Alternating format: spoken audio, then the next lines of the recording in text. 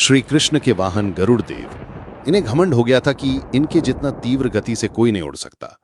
श्री कृष्ण के अस्त्र सुदर्शन चक्र, इन्हें घमंड हो गया था कि इनके जितना शक्तिशाली ना तो कोई अस्त्र है ना कोई शस्त्र, और इन्हें कोई परास्त नहीं कर सकता। श्री कृष्ण की दूसरी पत्नी सत्यभामा, सत्यभामा खुद को श्री कृष्ण की सबसे सुंदर और सर्वश्रेष्ठ पत्नी समझती थी। तब श्री कृष्ण एक लीला रचते हैं। गरुड़ से कहते हैं कि जाओ और हनुमान जी जहां कहीं भी हों उनसे जाकर कहो कि भगवान राम ने आपको याद किया है और उन्हें साथ में ले खड़ाओ।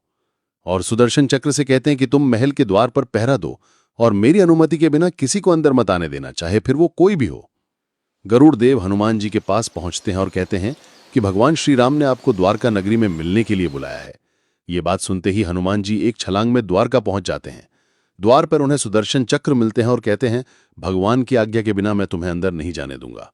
हनुमान जी कहते हैं, प्रभु मेरी प्रतीक्षा कर रहे हैं, उनसे मिलने से मुझे कोई नहीं रोक सकता, और सुदर्शन चक्र को पकड़ के अपने मुख में रख लेते हैं।